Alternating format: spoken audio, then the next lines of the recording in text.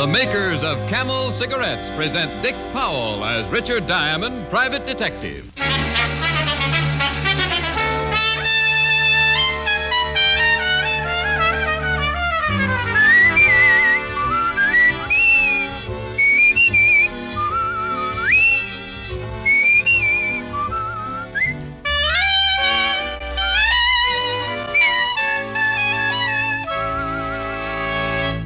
What cigarette do doctors themselves smoke? In a nationwide survey a few years ago, 113,597 doctors in every branch of medicine were asked, What cigarette do you smoke, Doctor? the brand name most was Camel.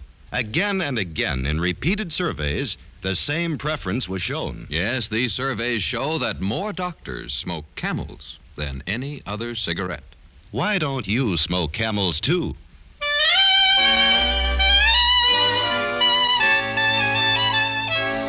Now we bring you another transcribed adventure with Richard Diamond, private detective, starring Dick Powell.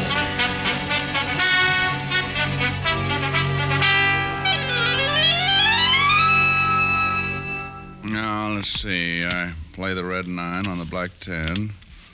Move the 8 of spades off this pile and put it over here. That gives me another king. Now, where's the 3 clubs? I'll sneak a look under here.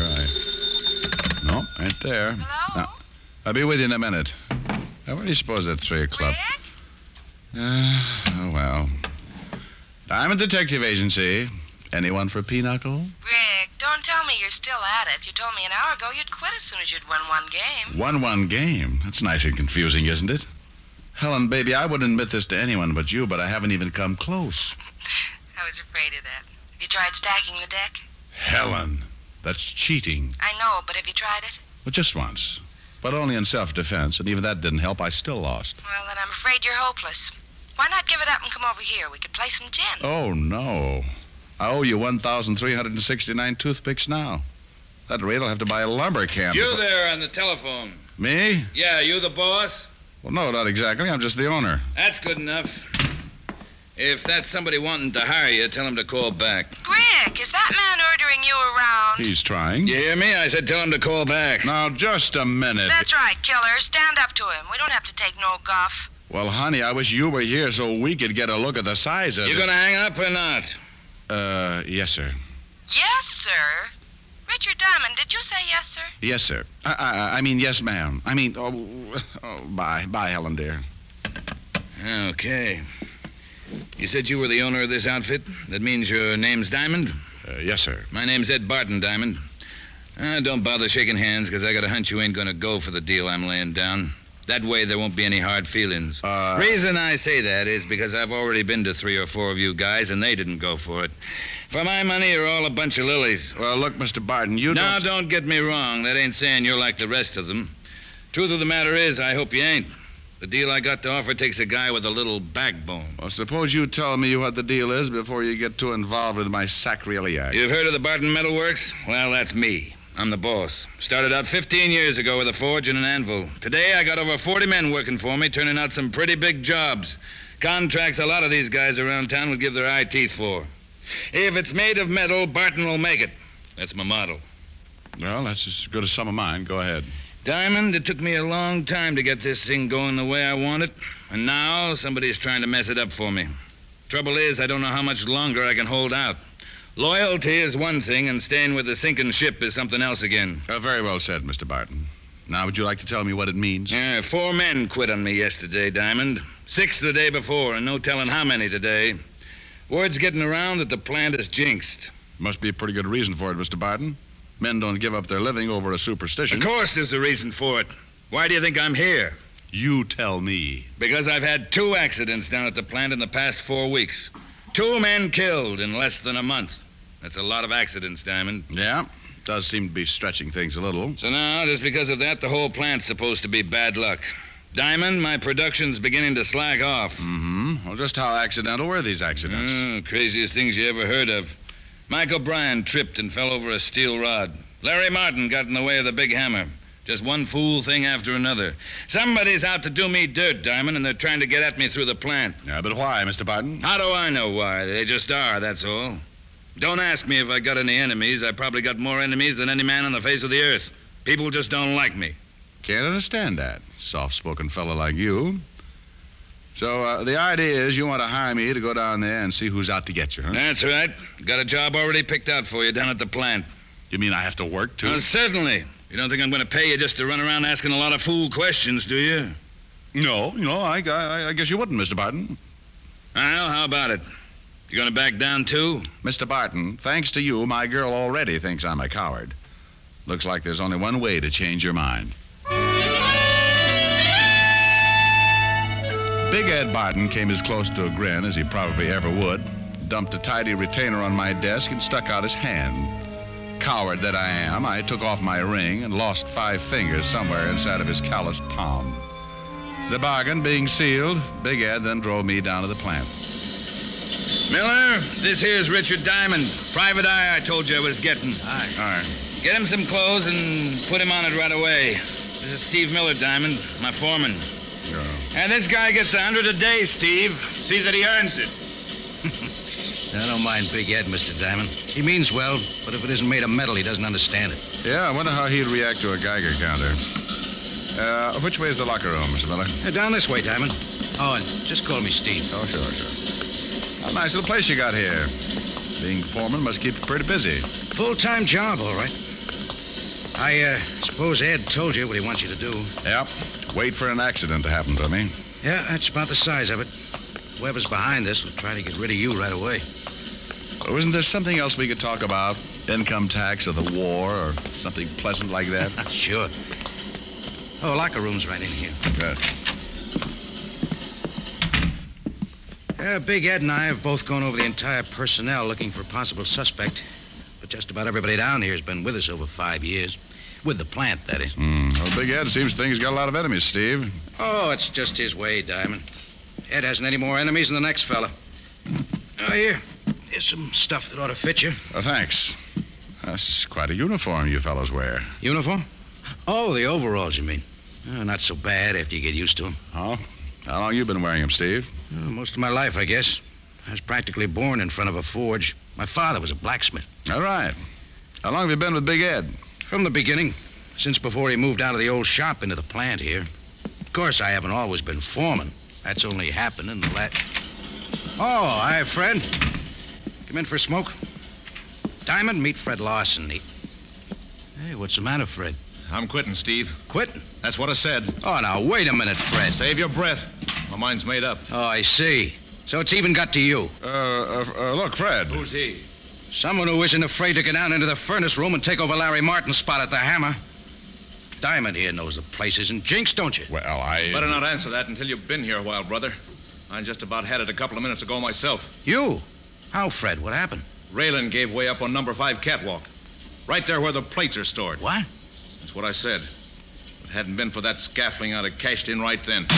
But those railings are always given out, Fred. You know that. It's been happening for years. Yeah, but this one just came too close. I ain't stopping to pick up my check, Steve. Mail it to me.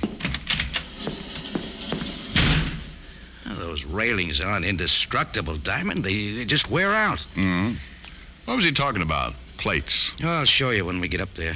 Number 5 catwalk's right above the big hammer. Oh, all right. Now I'm all dressed. How do I look? On second thought, don't answer that.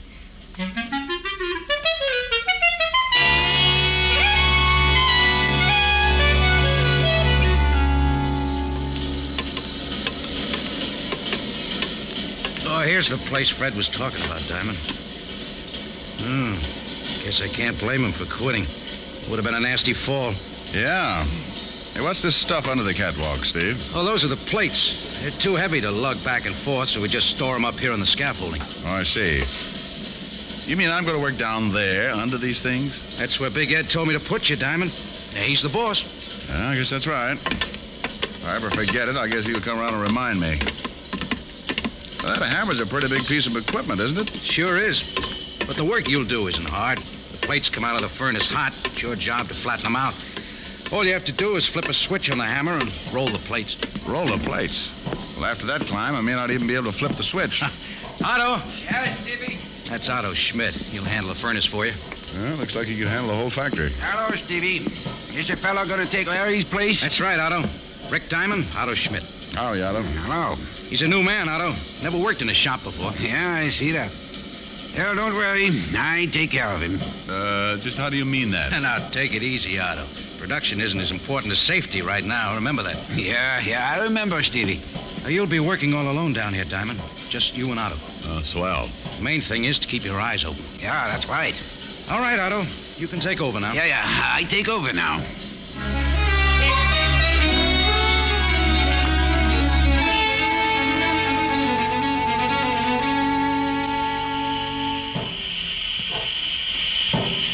You like it, yeah? Yeah? Just don't get too close to hammer. No home should be without one. It's great for straightening nails, pounding out meat. Yeah, maybe pound out home, too. You think maybe you stay? Sure. Why not, Otto? You not scared, huh? Should I be? Yeah, maybe not. What kind work you do before? Delivered telegrams.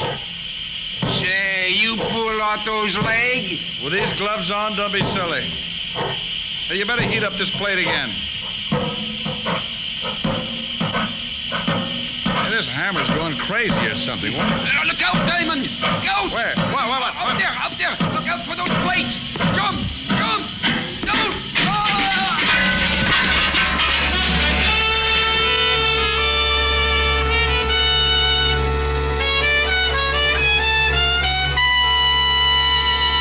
Before we continue with Richard Diamond, here are a few words about smoking enjoyment. Among the many stars whose voices, whose throats are their fortunes, is Maureen O'Hara. Maureen O'Hara's cigarette must suit her taste and throat, and that's the reason camels get Maureen O'Hara's vote. Yes, Miss O'Hara tried the different brands and chose Camels. Beautiful Maureen found that Camels agree with her throat. And Miss O'Hara's only one of the many famous stars who regularly smoke Camels. Some of the others are Dick Hames, Dennis O'Keefe, Linda Darnell, Henry Fonda, Vaughn Monroe, and our own Dick Powell. Why don't you take a tip from the famous people whose throats are their fortunes and who smoke Camels? Make your own 30-day Camel test. Smoke only Camels for the next 30 days. Enjoy Camel's rich, full flavor, pack after pack. See how well Camels agree with your throat, week after week. Camels, smoke Camels, and see how mild a cigarette can be. And now back to Richard Diamond, Private Detective, starring Dick Powell.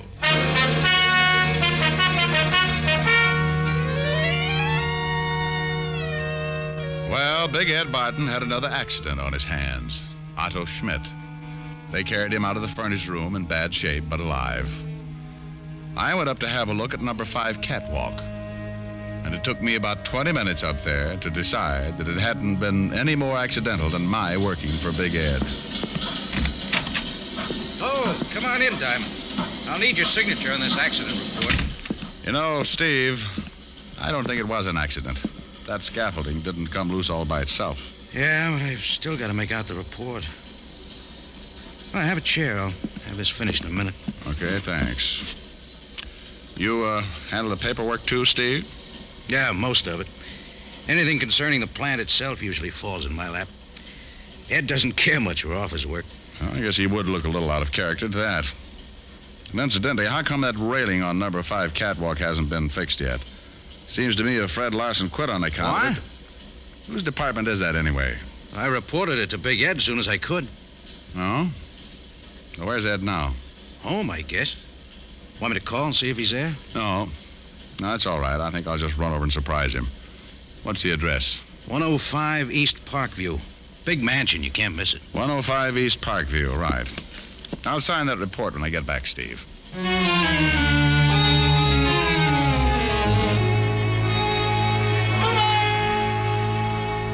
So, what if it wasn't fixed, Diamond? Those railings cost money. I told Steve not to let that plant nickel and dime me to death, and I meant it. Then you purposely let it go. Wait a minute. I didn't say that. But you don't have to, Barton. You got the report over an hour ago. That's plenty of time to get the work done. Who told you I got the report, Diamond? What difference does it make? You're responsible for the repairs, aren't you? That's right. But don't think you're going to jump all over me, Diamond. Matter of fact, I didn't even know the railing was down until you told me just now.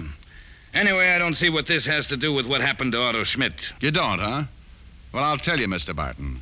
Someone got up there where the railing is out and loosened the braces on that scaffolding. If the railing had been up, he wouldn't have been able to reach it. That's a lot of hogwash. I don't believe a thing. I don't expect you to believe me, Barton, but talk to Otto. He saw who was up there. I saw part of him myself just before the plates started falling. You mean Otto saw... That's right. Well, don't look at me. I told you I didn't know anything about that railing. That's your story, Mr. Barton, and you better stick to it. Where do you think you're going? I didn't say I was finished with you yet. No, and I'm not finished with you, Barton. As soon as I've had a talk with Otto, I'm going to take off these overalls and get back into my own clothes, and then you can You mean you're quitting? Walking out? That's right. Now, don't worry. I'm going to find out who's behind this, but I'm going to do it on my own. In case you haven't gotten the idea, Big Ed, I don't like working for you.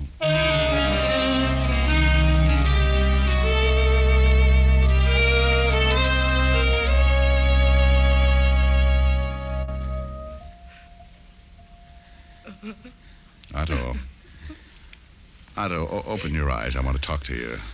No talk. Why? It wasn't an accident, Otto. You know that. No, it was accident. Don't you want whoever's responsible for this to pay for it? No. What are you afraid of, Otto?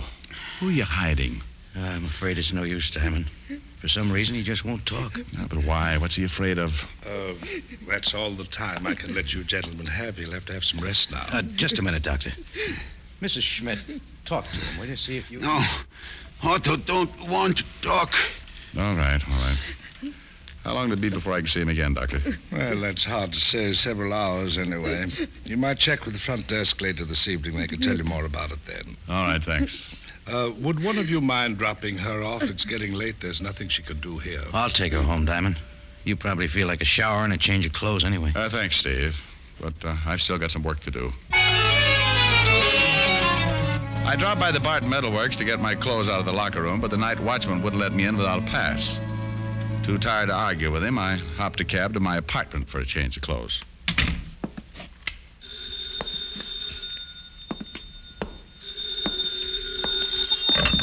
Diamond? Yeah, but wait till I sit down. I just got in. This is it, Barton. Never mind sitting down. Get over to my house right away. I got something to show you. I thought I told you. I know what you told me, but this is pretty important. All right, what is it? A note. It was in my mailbox. No stamp, no address, nothing. Just the note. A note? What does it say? Well, the fellow used up a lot of words he didn't need, but the gist of the thing is I'm supposed to close down the plant or suffer the consequences. Maybe that isn't a bad idea, Mr. Barton, if it'll stop these killings. Well, it'll be a cold day in the furnace room when I close up. Of course, I might get out from under. Work some sort of deal so I wouldn't lose any money. Yeah, you might do that.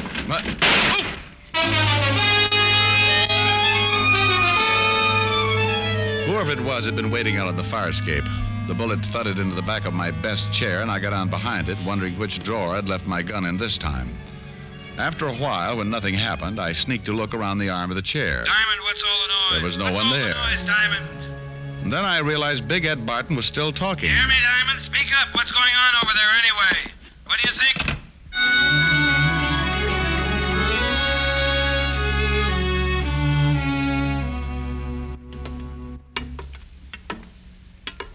Oh, this place gives me the creeps at night, Diamond.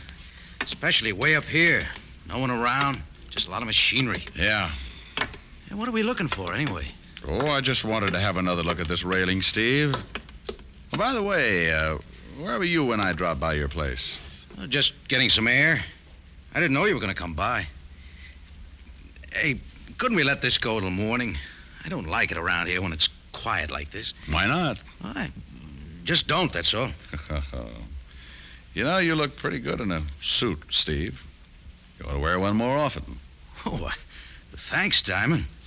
You really think so? Yeah. Never know to look at you now that you were just a foreman in the factory. Just a foreman? That's your job here at the plant, isn't it, Steve? But Doesn't it ever bother you working so many years for a guy who doesn't appreciate it? Especially now that the big contracts have started to come in. Ed's pulling in all the gravy, and you're still nothing but a foreman. Quit saying that, will you? Quit saying I'm nothing but a foreman. Why not? It's true, isn't it, Steve? There's nothing wrong with being foreman. It's a very important job. I got charge of every piece of equipment, every man. But not charge of the plant. Isn't that right, Steve? Someone else has charge of the plant. Well, whatever he has. Next to him, I'm the boss. That's right, Steve. Next to him, you're the boss. Well, suppose I told you he isn't the boss. What if I told you I was in partnership with Big Ed? What would you think of that? I'd think it was kind of funny, Steve. Oh, funny, is it? Well, that's the way it is. You can ask him if you don't believe me. He'll tell you.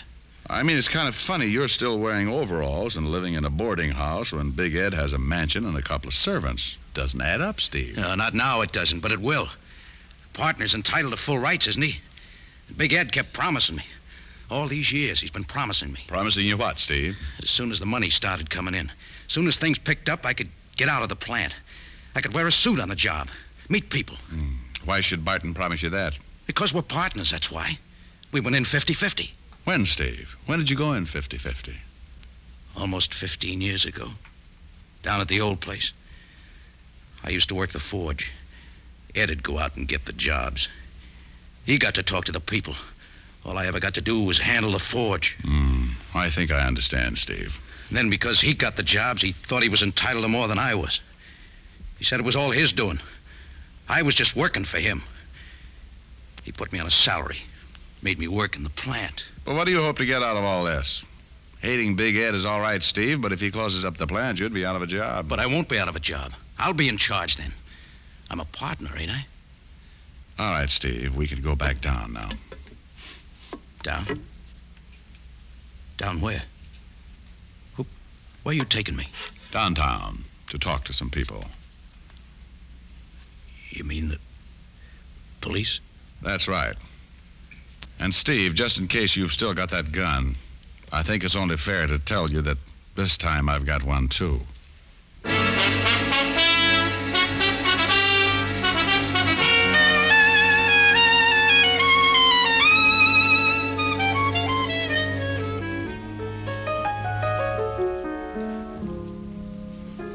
Kind of quiet tonight, Rick. Yeah, kind of quiet, Helen, honey.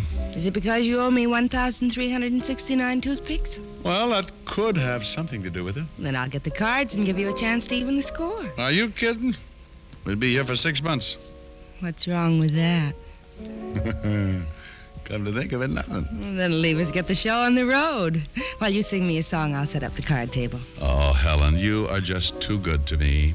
Ain't it the truth? Fella comes home from the office, he's tired, needs comforting, and there you are. I just don't deserve someone like you. Wait a minute. You're reading the wrong part. Oh. Maybe you'd just better sing, huh? Yeah, maybe I better. I cried for you.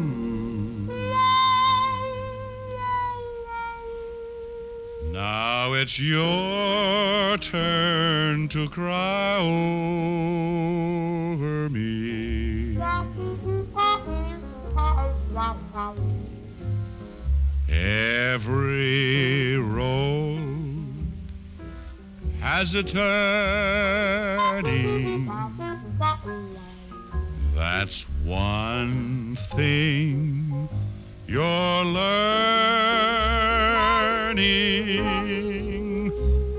I cried for you. What a fool I used to be. Now I found two eyes just a little bit bluer. I found a heart just a little bit truer. I cried for you.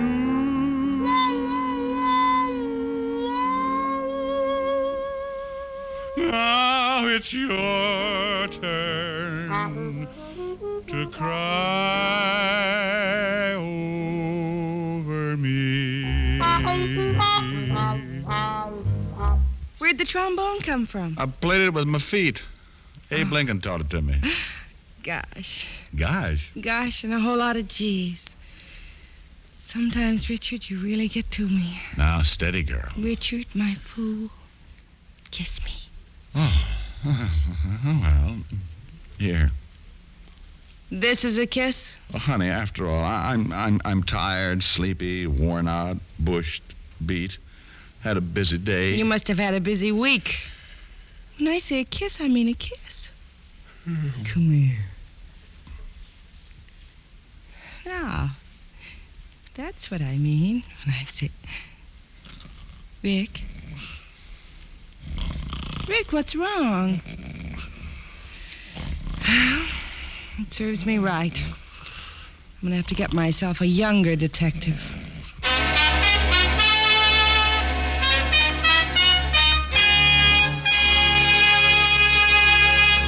Dick Powell will return in just a moment. No other cigarette has Camel's rich, full flavor and cool mildness. That's because Camel's costly tobaccos are properly aged and expertly blended for flavor and mildness, for true smoking enjoyment. Yes, and it's one of the reasons why Camel is America's most popular cigarette, by billions of cigarettes per year. Are you smoking the cigarette that's enjoyed most in America? If not, start your own 30-day Camel test tonight. It's a sensible test of cigarette mildness, based on steady smoking. Here's all you do. Smoke only Camels for the next 30 days. You'll soon see how rich, how flavorful a cigarette can be, and you'll discover why Camel is America's most popular cigarette. How mild, how mild, how mild can a cigarette be? Make the Camel 30-day test and you'll see. Smoke Camels and see. Here's Dick Powell with a special message. Thank you. Ladies and gentlemen, to help bring pleasure to hospitalized veterans and members of our armed forces, the makers of Camel cigarettes send thousands of packs of Camels to veterans and military hospitals every week. This week's gift Camels are on their way to Veterans Hospitals Dwight, Illinois, and Whipple, Arizona. Rapid City Air Force Hospital, Rapid City, South Dakota, and to all hospitals operated by the Far East Command of the U.S. Army. Now, until next week, enjoy Camels. I always do.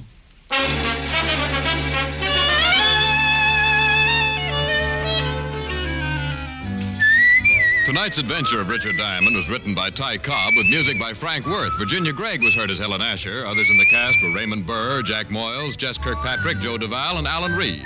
Richard Diamond, Private Detective, is transcribed in Hollywood by Jaime Del Valle.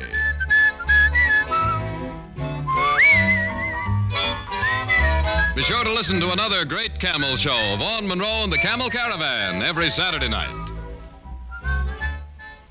Many millions of Americans enjoy cigarettes regularly. One thing about cigarettes that many smokers may not realize is that more than half the money we pay for our smokes goes for taxes. Yes, that's right. 8 cents of the price of every pack we buy goes to the federal government, and 3 or 4 cents more in most states goes for state or city cigarette taxes. So that actually means that better than half the price you pay for cigarettes goes for tax.